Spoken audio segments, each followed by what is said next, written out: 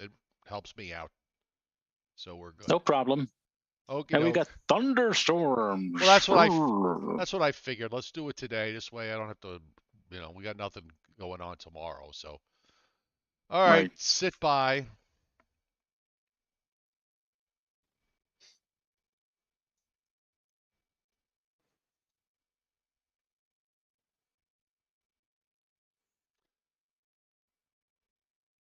Good afternoon, everybody. Actually a rare Saturday afternoon for the Joe and Joe Weather Show, as we are monitoring severe weather in the eastern U.S. And we'll have that. We'll have the outlook for the rest of the weekend, and so much more. Your eyes will roll. All here coming up on the Joe and Joe Weather Show, brought to you by Omni True Value Hardware at 1226 North Wellwood Avenue in West Babylon. And it is spring. Officially will be tomorrow, but we are in a spring month. And that means you should not be thinking so much about stuff to clean up your house after a winter storm, but stuff to make your house look good when you landscape it. And they've got mulch and topsoil and everything you need to make your yard the envy of the neighborhood. And the mulch comes in different colors. They've got topsoil and gravel and everything else. 1226 North Wellwood Avenue in West Babylon, New York. 631-756-1125 is the phone number. And of course, as we all know, the website is Omni. Excuse me. Can we try that again? Oh, okay. Omni True Value, TrueValue.com. Da-da. Yes. Ta-da. So, Joe, this happens all through from now and right through the summer and into the fall. Whenever I put up something that has severe weather risk on it, within minutes of putting it up, SPC changes it to a certain extent. And today they did a double hit. Now I'll take you back to yesterday. So yesterday they had this forecast, which I thought kind of made sense. So I went with it, and I got the graphics from the the Weather Service's digital weather base. Of course, as soon as I put that up, they rearranged the slight risk and the marginal risks, but I decided, okay, I'll leave it alone. So then this morning, I looked at what they had. This was at about 8 a.m. this morning, and it was a pretty aggressive looking outlook. Not only did they have the severe weather risk to about New York City and covering all of New Jersey, most of PA, up in the Hudson Valley and into upstate New York, but they also had a 5% tornado risk. So, of course, I put that out. And thanks, because now we're on daylight saving time. As soon as I put that out, they put their update out, and they reduced the tornado risk, took all the 5% out, and then reduced the slight risk area, pulled it back westward into western New Jersey. And I decided to leave it alone. And of course, in the middle of the morning or late this morning, they updated it again, and they went back in the other direction. They put the 5% risk of tornadoes back into the forecast. So they're playing. They said this is the Joe and Joe's weather show first severe weather adventure. So let's just mess with their minds as much as possible. Joe, the radar looked rather impressive over central New York State and central Pennsylvania. A long, skinny line of showers and storms. Looked like that's actually kind of easing up to the well north of the tri-state area. It seems to be something that's trying to form now over central Pennsylvania, but it doesn't appear quite as dynamic. But I think that's the thing that SPC will be watching for the coming hours, and maybe will be issuing a watch. I think in the latest mesoscale discussion, they said a 60% probability of a thunderstorm watch occurring within the next hour or so over portions of northeastern and east central Pennsylvania. So we'll see how that all pans out. All right, we've got some thunderstorms in the southeast too, which we'll take a look at, but not by me, because I have a gorgeous weather day here. Some blue sky, sunshine, not a cloud in the sky, and temperatures in the 60s. Joe Rayo is monitoring the chat board. If you have any questions or comments, of course, leave them there, and we'll try to get to them. Also, as a heads up, We're not going to be on tomorrow. I've got something to do tomorrow, so as it turned out, sort of last minute. So we switched the show around, so we're doing it tonight today. So no Sunday show tomorrow. And I also pinned on the dashboard chat at the top of the chat is the link to the YouTube community page if you would like to read more about what's going on weather-wise, additional weather analysis and outlooks. Just go to the YouTube community page and check out my latest posts there. So I got the. Let's go to. Let's look at what SPC is up to, because God only knows, Joe. They might have changed their forecast again, their outlooks again today. But let's take a They're look. changing them on the fly, Joe. They are. They're watching this show, saying, "Okay, let's mess with them." All right. So SPC. So we're back to the changes. I mean, I'm just kidding around, just in case they are watching. We love you at SPC.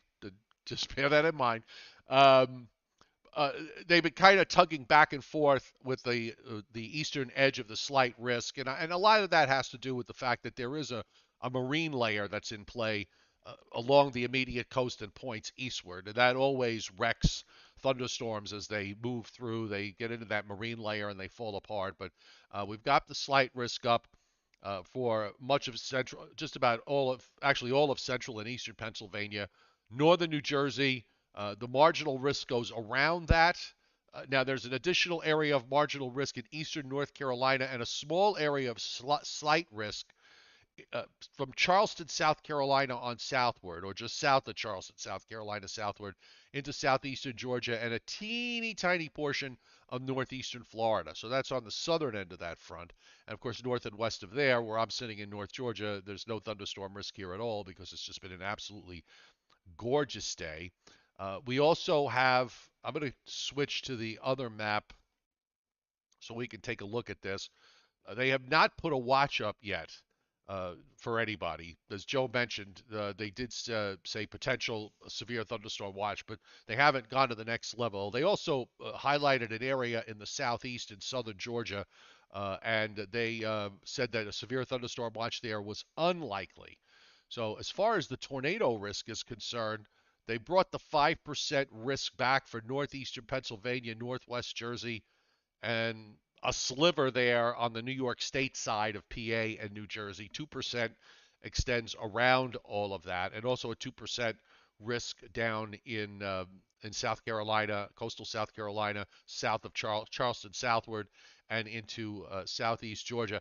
On their discussion, Joe, they said they're talking about really mostly low top thunderstorms with this, but because of the dew points rising up into the upper 50s and lower 60s in some places, and the front itself and the strong upper trough that's swinging eastward, they thought that there was a pretty good shot of maybe they even talked about a supercell or two earlier this morning. I don't know about that, but I can understand why they went with the risk area the way they did.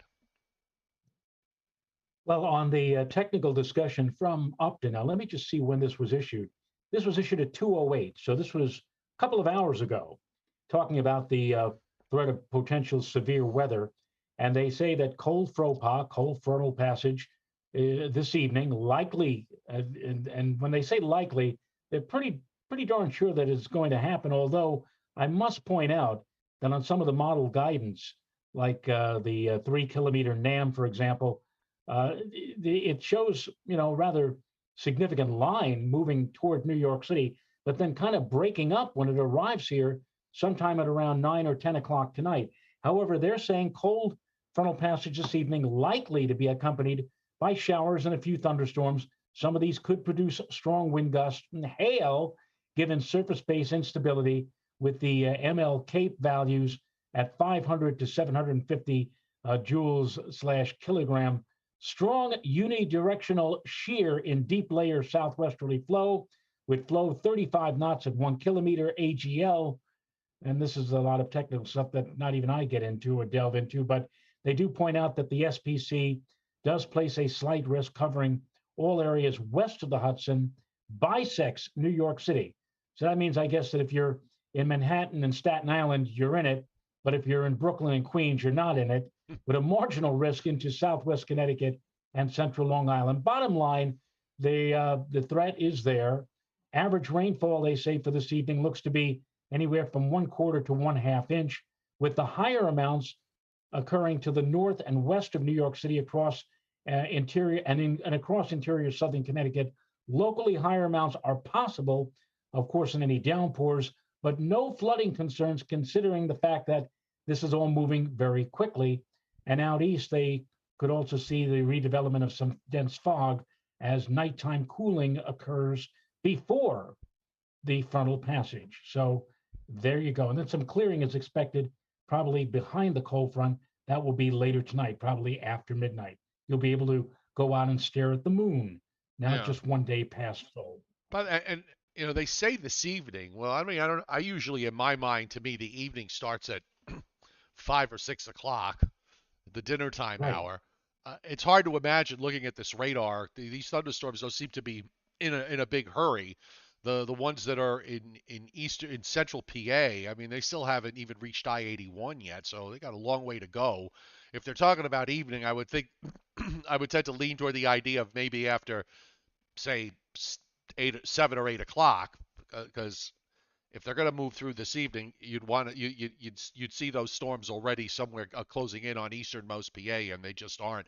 There's also, by the way, there's a second line. If you looking at this radar at the moment on the loop, there's a line moving through upstate New York that's just exited Syracuse, and extends up into north central New York.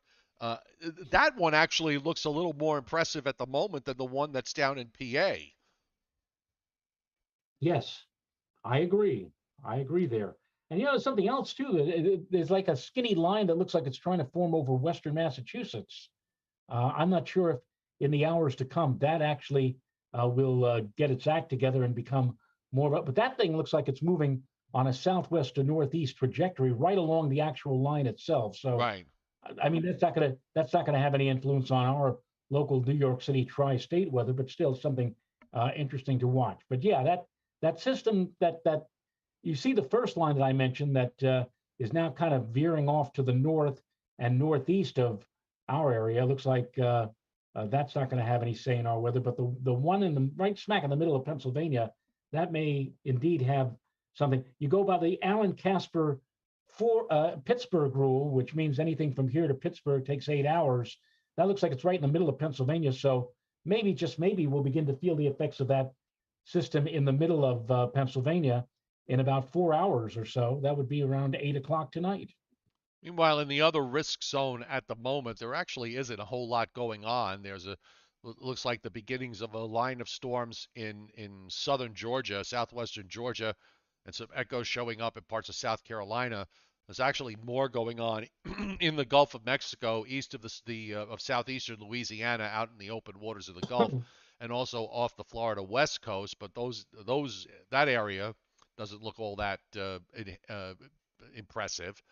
We also have showers and a few heavier downpours now just moving out of northern Ohio and northwest PA and heading to the Canadian side, and then a little bit of leftover activity going on back through Michigan and in and around Chicagoland. Most of that is on the light side.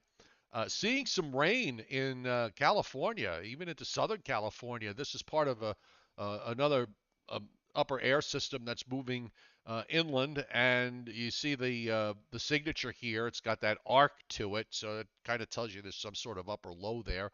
And seeing precip that extends east into Nevada, and also looking at some action up in the Pacific Northwest. Get a really quick check. Let's check out watches and warnings and across the U.S. and see what they're telling us.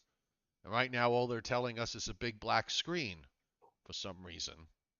Yeah, we have that. We've had the circle of death, if you will, for a little bit during the last few Yeah, there's the usual minutes. nonsense. I'm trying to keep my windows open at a minimum here, so there's no at the moment nothing going on in the eastern half of the U.S. You got a lot of areas in red flag warnings in West Texas on northward up through the western part of the plains. In California and in the Southwest, we've got a number of wind advisories posted there, also pushing up into northeast Nevada, and southern Idaho, and northwestern Utah, and some winter weather advisories in the Sierra Nevadas, some couple of winter weather advisories in northern Ohio and in parts of Montana, and also into eastern eastern Idaho. So let's go to Tornado HQ and take a look at what they are seeing, what we're seeing here, because this is supposed to live update, and there's that line just past State College, moving through Williamsport, not even to Harrisburg yet, and just outside of Hagerstown in Maryland. So it's got a ways to go before it gets to the coast. And meanwhile, the line that's up to the north is east of Watertown to Utica, or just through Rome, New York, and between Syracuse and Utica, there's a couple of strong thunderstorms there, and then extending further south, almost but not. They cut off just north and east of Binghamton. So obviously that line is going to be going through upstate New York along and north of I-90, along and north of I-90. So that's not something that we have to worry about down here. And checking out the southeast as we watch that other area, I don't think we're going to see much here as far as watches and warnings of thunderstorms that are between Albany, Georgia, down to Tallahassee, and on the other end near Valdosta, I-85 dropping. I'm sorry, is that 85 or 75? I can never remember. I'm thinking I'm going to say that's 75.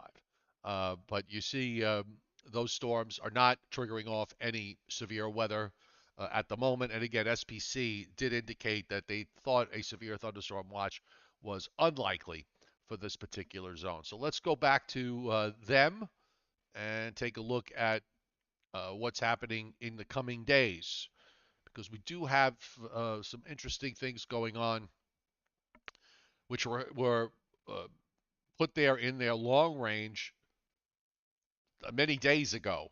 And we've been saying Yeah, all and I don't week. understand. I mean, a Climate Prediction Center has our area, the tri-state area, basically in a dry or below normal precipitation pattern into the early part of April. And I'm kind of wondering why. Because looking at the a quick perusal of the GFS, there's a system coming in for next Thursday, March the 24th. There's going to be a close call next Saturday, it would appear, for March the 26th. Then we've got another system coming on by, which could be evolving into some kind of a significant coastal system. Now, again, we've said this over and over again. Anything beyond 4 or 5 days, you got to take sometimes with a grain of salt. But I mean, this is what you would rely on. These are the model guidance tools that you would rely on to make forecasts of 6 to 10 and 8 to 14 days out, which is part of the job of the Climate Prediction Center. And still, the GFS certainly has some kind of looks like it could be a formidable system along the mid-Atlantic and northeast coast on March the 31st, and yet another system coming in for early April on April the 4th. So you got 3, possibly 4 systems coming in during the next couple of weeks. And yet, for whatever reason, Joe, the Climate Prediction Center has our area in near or below normal probability of precipitation, indicating drier than normal conditions. And they also, might I add, say that during that time frame, the 6 to 10 and the 8 to 14 day outlooks, they have us below normal in terms of the probability of temperatures. So if you believe that, face value, cooler and drier over the next week or 10 days. I might agree a bit with the cooler, but the drier, with 4 possible systems, or at least 3 systems moving toward us from now till 2 weeks from now. I mean, that's hard to digest, but we'll see what happens.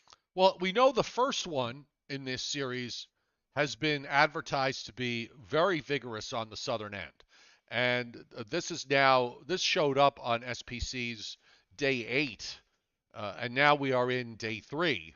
So they've been very consistent, and they are, of course, now we pointed out Thursday that they added the enhanced risk on the long range, which you don't often see, the 30% probability or higher. So now that's carried over. This is for Monday into Tuesday. So from 8 a.m. Monday to 8 a.m. Tuesday, they have an enhanced risk of severe weather in East Texas and into western Louisiana, with the slight risk surrounding that and the marginal risk going up into Oklahoma and southwestern Arkansas and to the Mississippi-Louisiana state line. Uh, this is one, Joe, that they've been, since they've been advertising this for the last 4 days, and judging from the dynamics, it's a nice little upper low. When I say nice, I mean it's vigorous. Like, I mean, that's not the right word to use. Um, Right. it's a vigorous upper low, and a very cold upper air, where you're going to have a pretty impressive unstable atmosphere here. So this could be a rather, we could probably wind up seeing. It wouldn't shock me if the enhanced area has a small area of moderate risk Moderate. by Yeah, the time we get to Monday and Tuesday. I agree 100%. You look at the way the contours are drawn, and I said, looking at that, I said, well, if they want to put an enhanced that far out, I could see a little blip, a little dot in the middle there that could very well be a moderate. And as you said, Joe, they've been ballyhooing this since day 8, so uh, they have certainly been keeping their eye on this, and that could very well be a major newsmaker when we get to the start of next week. It could. And on their day 4, which will show up, will be day 3 tomorrow. They've added an enhanced risk also on the day 4, which is Tuesday into Wednesday, and that's the 30% area that's covering much of Mississippi, eastern Louisiana, and also into southeast Louisiana and western Alabama, with the 15% indicated as a slight risk on the surrounding that enhanced risk area. And then on day 5, they have right now slight risk, 15% south of me, so they'll probably have me at a marginal risk if you wanted to send in central and south Georgia, southeastern Mississippi, the parts of interior South Carolina. Day 6, predictability too low. Day 7, potential too low. And day 8 is potential too low. Uh, I didn't really look at today's long range to see what was being carried out. So, but I understand what you're saying. There were a few weather systems that were being indicated along the way. I mean, the only thing I can think of is that if those weather systems are tracking in such a way where the rainfall amounts are not going to be anything to write home about in the eastern part of the United States, maybe that's why they have below normal precip. They didn't say no precip, they just said below average. So Right, I don't right. know. I'm trying to get that 7 day. I'm trying to find that 7 day rainfall forecast map. That'll help the cause here. Let's close this out. Let me close this other window out so things will move a bit neater. So let's And see. besides that, the one on Thursday is not, repeat, it is not within the 6 to 10 day time frame anyway. But I am just throwing that out to the masses here.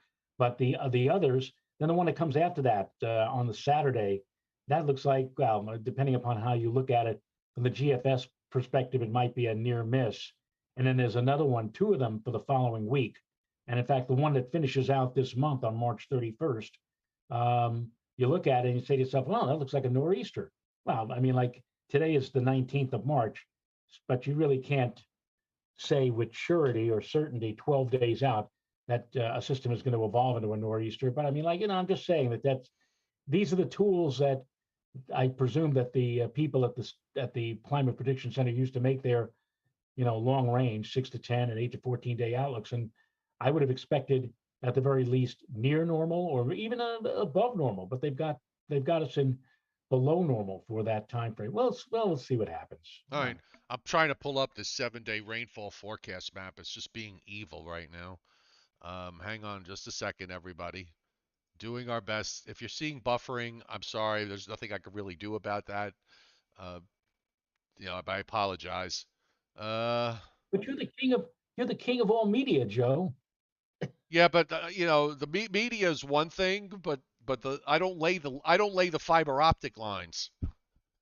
If Oh, I well, if I did, believe me, I'd have it here a lot sooner. But they are put they were here. They put the flags down. So I'm hoping in the next. They said it'd be 3 or 4 months, which means that I will have it here you sometime know what you in the got to summer. do. You know what you got to do. You just got to get in your car, travel on down to Sam Drucker's, Yeah. and pound the desk and tell Sam, look, you got to get in touch with these people, Uncle Billy's phone service, and get get Right. me get me some good lines.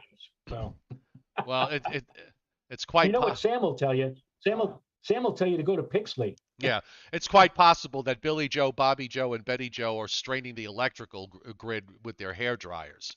So, Yes. that also is possible.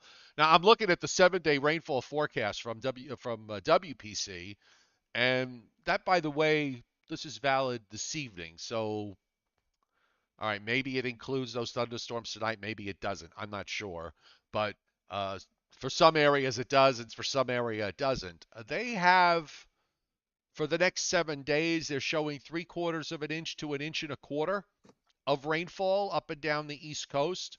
They're showing some bigger amounts over the next 7 days of 2 to 3 inches or more from East Texas back over into Western Tennessee and Northern Mississippi and Southwestern Kentucky. And then in the West, there's a whole lot less. At least for this coming week, 3/4 of an inch to an inch and a quarter if it verifies. Uh, I don't know. I think maybe I would have probably leaned more to the idea of it being closer to normal than being below normal. Eh, Eh, six of one and half a dozen of another.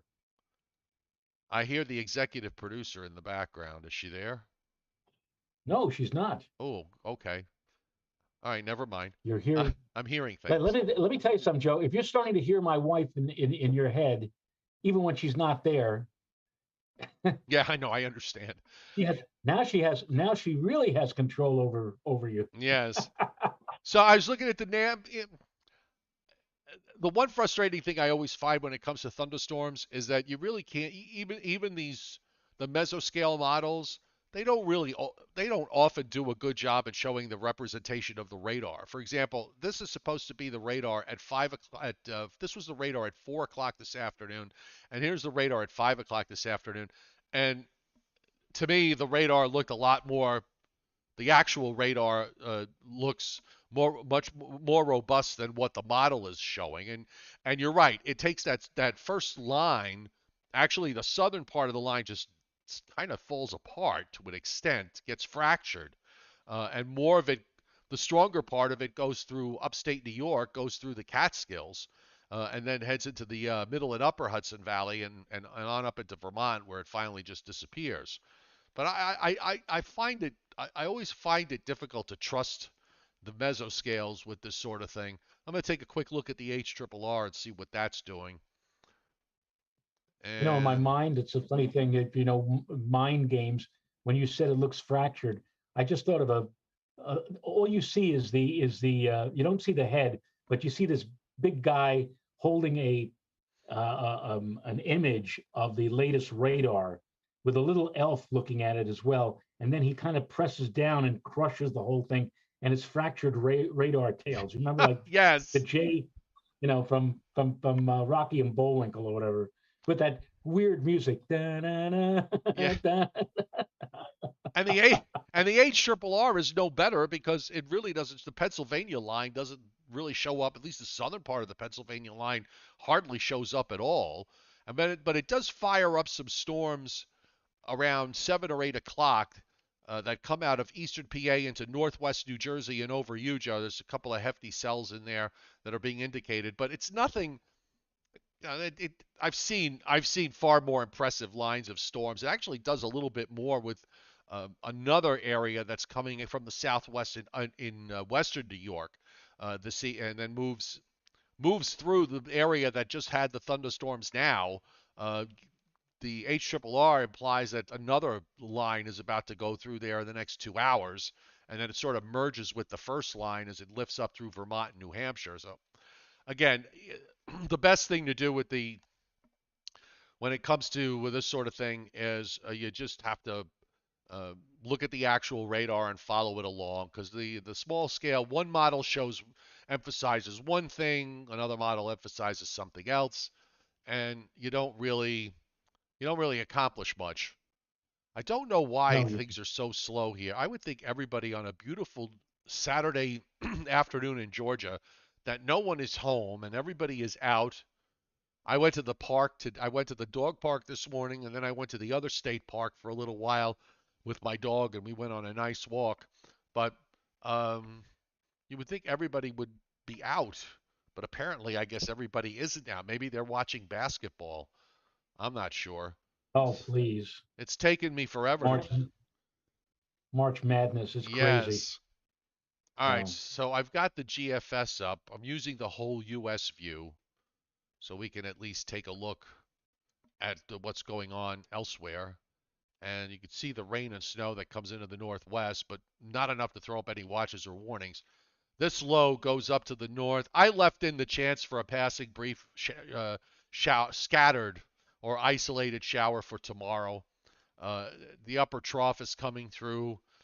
Tomorrow looks like a breezy, cooler day, and yeah, the first part of the week starts off cool. The the next low that's going to generate all that severe weather for Monday is a 95 low on the Texas-New Mexico border, and the GFS is rather bullish here with a pretty solid-looking line of storms in eastern Oklahoma and down into eastern Texas, which matches up with the SPC's slight and enhanced risk. That low heads up northeastward to northern Missouri, so it looks like we'll be dry here probably until, I don't know, during the day Wednesday, starts to bring in some rain. And then that goes mm, out, maybe a little snow up in northern Maine. Then that low moves out. There's a low that's moving across the southeast. Also, there's a weak low that shows up at the end of the week that moves off the coast. And then that goes, at the moment, is being shown to pass offshore next weekend. And we'll see if, is that real or not? Is the GFS doing its usual tricks of suppressing things to the south? That goes out. Drier behind it.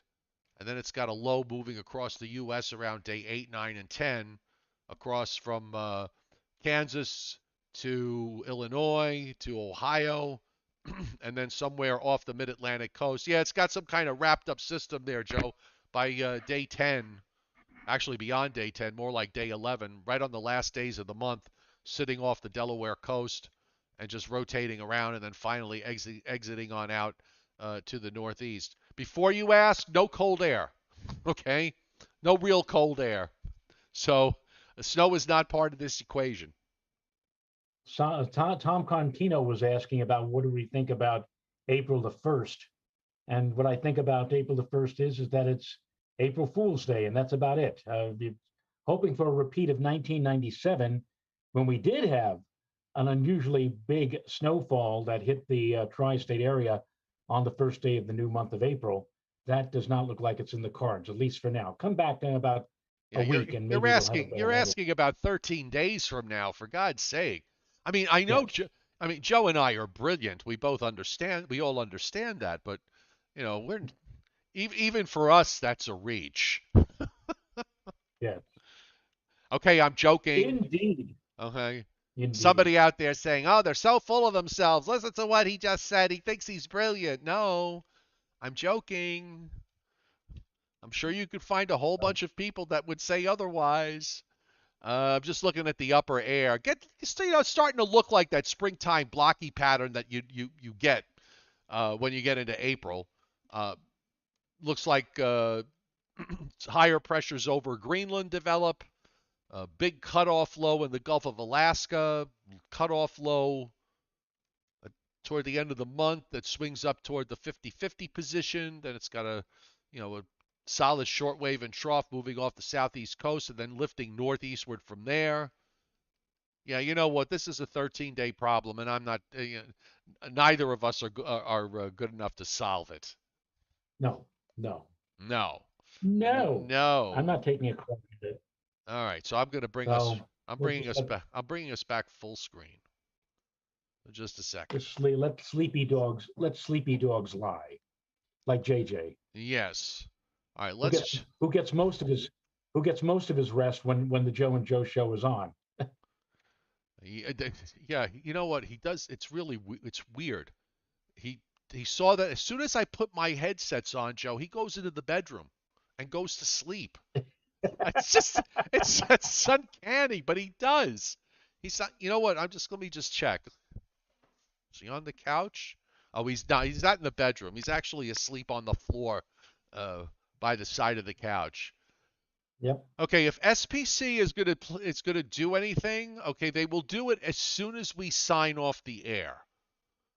Oh, Uh, so then if you want something to happen, then all of you who want something to happen probably saying, "Good, get off the air now." yeah, exactly.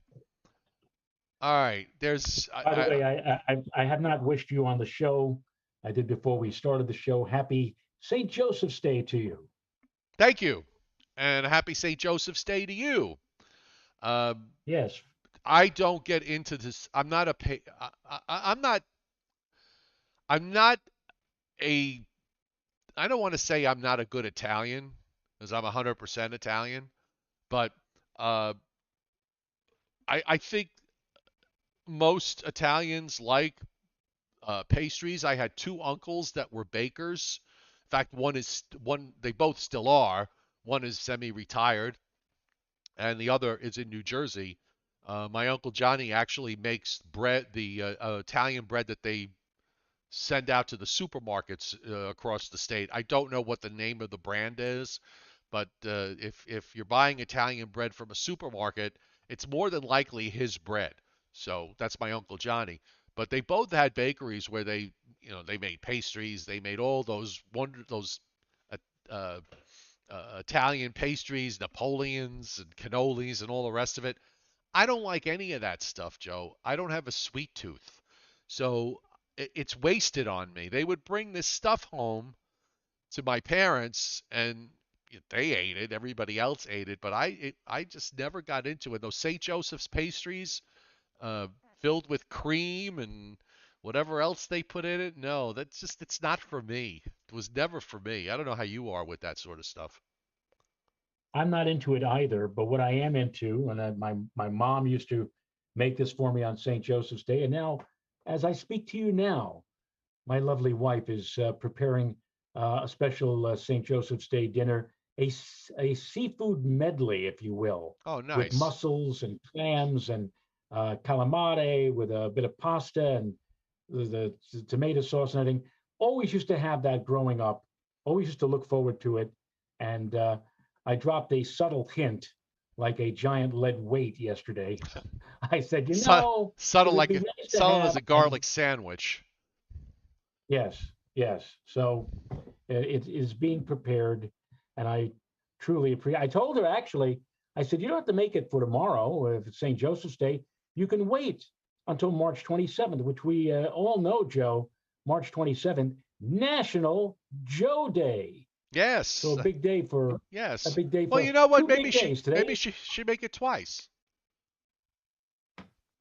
Well, you'll have to speak to her on that. Well, I'm sure she'll do that. About I made myself because I had some leftover sauce that I made a couple of weeks ago, so I heated that up and I boiled some water and uh, cooked some rigatoni, and then I put the rigatoni in the pan with the sauce and added some Parmigiano Reggiano cheese on it, and didn't have any mozzarella, but that's fine. I'm not supposed to have too much cheese anyway. And I baked it in the oven, and I had a nice tray of baked rigatoni that's that I took a corner of, and I'll take the rest over to my daughter's house for tomorrow. And and that's what I did for myself when it comes to St. Joseph's Day. there you I go. had myself a nice There you setup of pasta. All right, I just checked SPC. I don't see anything. So I think we can wrap up our show for today. So we're not going to be on tomorrow at 11 a.m. Eastern Time. That's our normal Sunday show. So we're not going to be on tomorrow at 11 a.m. right, Eastern Time. So we right. will be back Monday evening at what time? You tell me. 7:30? 7:30. There's 7:30. there's Okay. nothing on my calendar I thought for I Monday. could swear So you said that there was something going on one day next week. Or was I wrong on that? Oh, yes, that would be Wednesday. Wednesday, Wednesday. we'll do the show at 7 o'clock instead of 7:30 because I'm giving a talk at 8 o'clock. So Okay, perfect. they, All right, so we'll see everybody Monday at 7:30 Eastern time. And do you have anything else to add? nothing for me. I don't know. Just want to wish all the Joes out there a happy St. Joseph's Day. If there's a thunderstorm coming your way later this afternoon and evening, batten down, tough it out. Tomorrow will be a semi decent day, and we hopefully will have a relatively quiet week ahead of us next week. Although I do believe we're going to be looking at some kind of a system on Thursday with some rain, but that's for us to peruse and to consider in the days to come. Okay. Everybody have a great rest of your Saturday, and we will see you again Monday at 7:30 Eastern Time. And also, again, if you want to read more about what's going on or get additional weather analysis, you can do that by going to the community page on my YouTube channel, the link to which I have placed on the chat board. It's pinned up to the top of the chat, so just click on that, and you'll be able to go right to the community page, and you can leave comments too, which is always good. I always try to encourage comments on whatever I put up, be it the show or whatever's being posted up on the community page. All right, we'll see you on Monday. Bye, everybody. Bye.